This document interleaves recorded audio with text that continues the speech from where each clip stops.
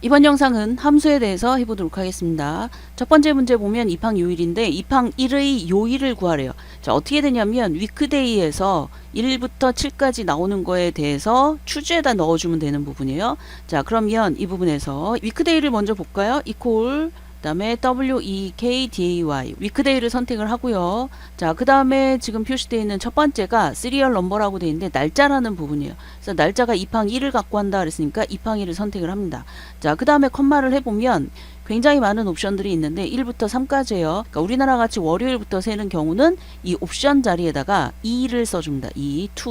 자, 그 다음에 미국처럼 1부터 7까지의 일요일부터 세는 경우다 그랬을 경우면 옵션을 1로 써줍니다. 그래서 우리나라 같이 세는 경우는 좀 편한 게 토요일 이후면 6하고 7이잖아요. 자, 그럴 경우에 주말로 표시를 할 수가 있기 때문에 좀 편하게 할 수가 있습니다. 자, 그래서 여기에다가 2를 쓰고요.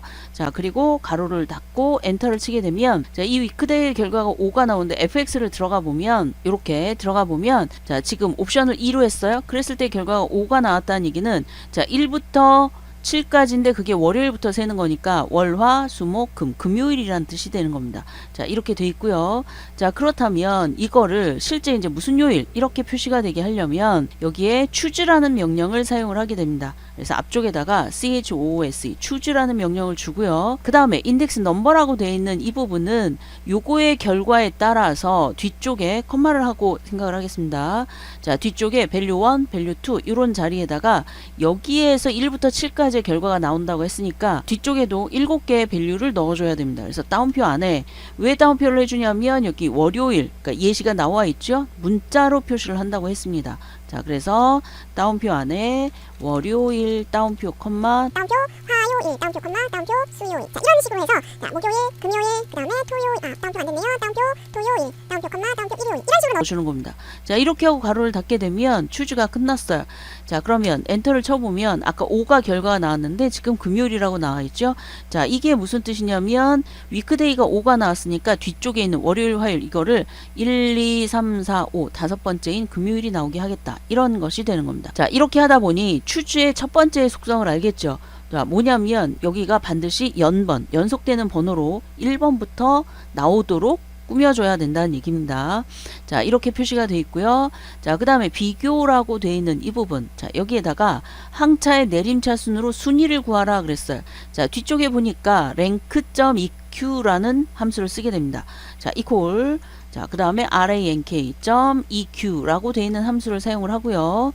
자, 내꺼 컴마. 자, 다시 얘기하면 첫 번째에 있는 순위를 구하고 있잖아요. 그런데 항차로 비교를 한다라고 했기 때문에 첫 번째에 있는 항차 클릭 컴마 그 다음에 이 하나와 항차들 전체와 비교를 해야 됩니다. 그래서 F4를 눌러주고요.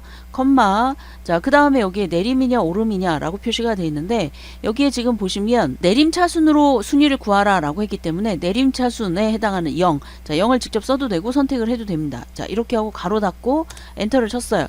자, 그랬더니 2 그러니까 2등이라는 얘기죠. 자, 그런데 2등인데 뒤에 보니 예를 들어서 1등이다 그러면 1위 그러니까 위라는 글자를 표시하라고 나와 있어요. 자, 그리고 앰퍼샌드 연산자를 하라 그랬으니까 요거 나온 결과에 뒤에 붙어야 되죠. 그래서 나온 결과에 뒤쪽에다가 앰퍼샌드를 해주고 7번 위에 있는 거 그리고 다운표 안에 위라고 요거를 써줍니다. 자, 이렇게 하고 엔터를 치게 되면 결과가 나오죠. 범위를 지정을 하고 작은 십자가 상태에서 밑으로 내려보면 이렇게 표시가 되어 있고요.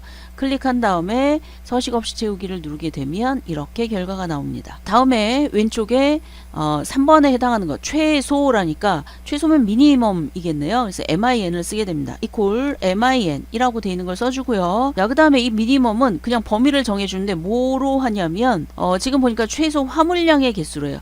자, 화물량의 개수니까 화물량이라고 되어 있는 얘네들을 표시를 하겠죠. 그래서 여기를 범위를 지정을 해줍니다. 자, 이렇게 하고 가로를 닫고 엔터를 치게 되면 지금 나와 있는 게 어떻게 돼 있어요? 자, 최소에 해당하는 것이 나왔죠. 자, 이 최소는 민으로도 할 수 있지만 스몰이라고 되어 있는 걸로도 이용할 수 있습니다. SMAL 스몰인데 자, 그렇다면 이 스몰을 어떻게 이용하느냐? 자, 이거를 앞쪽에다 이퀄을 써주고요. 뒤쪽에 가로를 열어줍니다. 자, 그랬더니 사용해야 될 인수가 두 개가 돼 있죠. 자, array라고 되어 있는 얘가 지금 최소 화물량이니까 똑같이 한번 해볼게요. 화물량들. 자, 요거를 선택하고 컴마를 해줬더니 K가 지나게 됐어요. 자, 몇 번째로 작은인가요?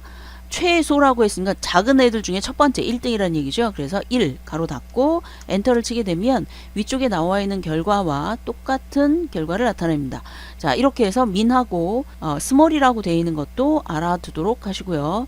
자, 다음 문제를 보면 선박의 개수인데 선박의 개수 구하려고 봤더니 앞쪽에 무슨 조건이 있냐면 승호 해운이라는 선박 개수를 구하래요. 자, 지금 count if라는 걸 함수를 쓰라고 했으니까 이 부분에 자, equal count if를 써주고요. 조건이죠. 자, 그 다음에 얘가 뭐냐면 선박들 중에서 승호해운이냐 이렇게 질문을 하는 거잖아요. 그러니까 대리점들 전체를 범위를 잡고 컴마 다운표 안에 승호해운 이렇게 써주면 되겠죠. 가로 닫고 엔터를 치게 되면 자, 이렇게 3개라는 개수가 나옵니다.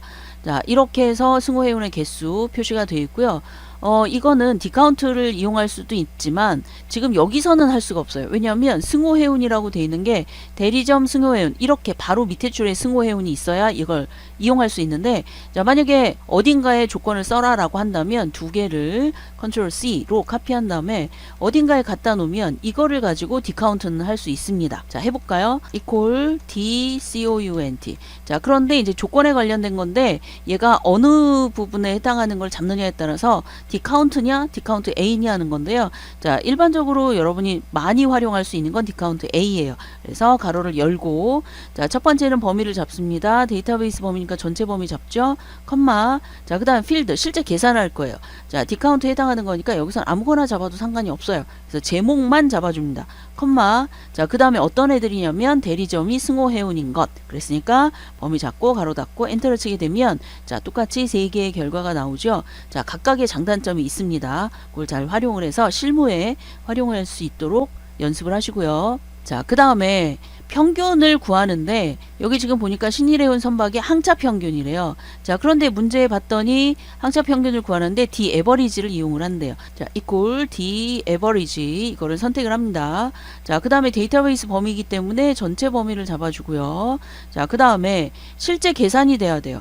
그런데 실제 계산이라는 게 항차의 평균이라는 얘기죠. 자, 그러니까 항차의 제목만 잡아줍니다. 컴마.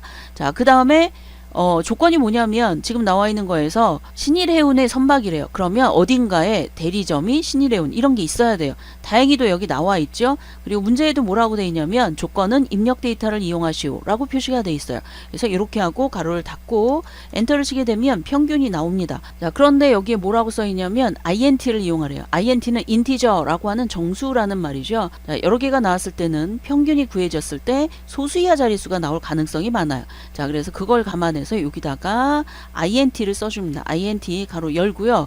자, 여기는 인수가 하나밖에 없습니다. 넘버라고 되어 있는 거. 자, 그래서 이거를 맨 뒤에서 가로를 닫아주면 결과가 이렇게 나오는 걸 알 수가 있어요.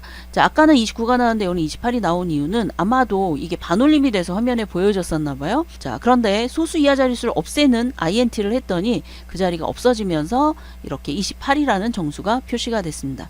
자, 이렇게 결과가 나왔죠. 자, 그래서 int라는 함수 정수라는 거 알아두시도록 하시고요.